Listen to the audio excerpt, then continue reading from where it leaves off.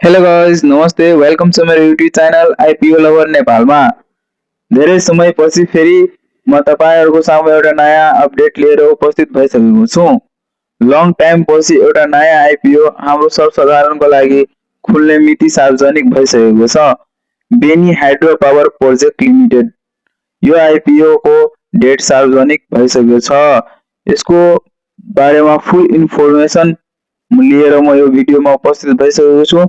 तपाईहरु कृपया यो भिडियोलाई लास्टसम्म हेर्नुहोला अनि कम्पनीको बारेमा यो कम्पनीको आइपिओ कहिलेदेखि कहिलेसम्म भर्न मिल्छ, कति किता खुलेको छ, कसले भर्न मिल्छ, सबै इन्फर्मेसन म यो भिडियोमा लिएर उपस्थित भइसकेको छु।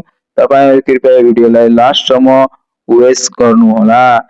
कम्पनी रहेको छ Beni hydro power project limited. यसको आयोजना upper Solukhumbu hydro power project रहेको छ।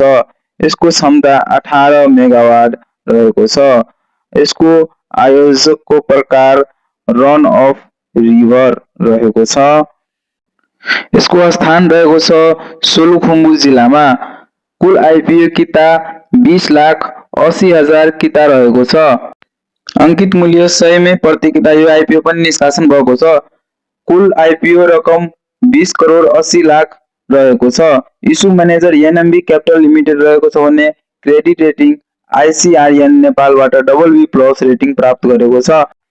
पछिल्लो सूचना अनुसार जनरल पब्लिकको लागि आइपिओ 7 सेप्टेम्बर 2086 देखि नेपाली डेट भन्दाखेरि 2083 साल भाद्रो 22 गतेदेखि यो आइपिओ सर्वसाधारणको लागि खुल्नेछन्। कुल किता 8,83,200 किता शेयर सर्वसाधारणको लागि जारी हुने र आवेदकको प्रभावित अन्तिम मिति यसको 10 सेप्टेम्बर तथा ढिलोमा 21 सेप्टेम्बरसम्म रहनेछ। आवेदन सीमा न्यूनतम 10 किता र अधिकतम 10,000 कितासम्म आवेदन दिन मिल्नेछ।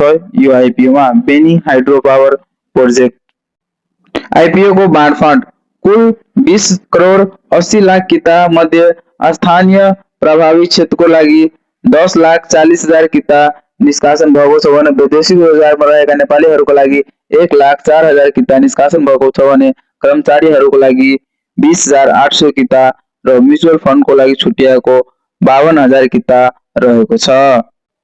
बाँकी रहेको 8,63,200 किता सर्वसाधारणको लागि निष्कासन गरिनेछ। बेनी हाइड्रो पावर लिमिटेड अब आउनेवाला भाद्रो 22 गते सर्वसाधारणको लागि खुल्ने आइपिओ छ।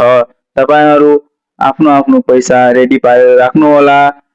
अब नन स्टप आइपिओहरु पाइपलाइनमा थियो, अब सबै सूचीकृत भएर मार्केटमा खुल्नेवाला छ। ल यतिसम्म मेरो भिडियो हेरिदिनको लागि धन्यवाद। आइपिओ सम्बन्धी सम्पूर्ण जानकारी लिएर म यो भिडियोमा उपस्थित भएको थिएँ। मेरो च्यानललाई सब्स्क्राइब गरिदिनु होला आइपिओ सम्बन्धी भिडियोहरु हेर्नको लागि र इन्फर्मेसन पाउनको लागि। ल धन्यवाद। जय नेपाल।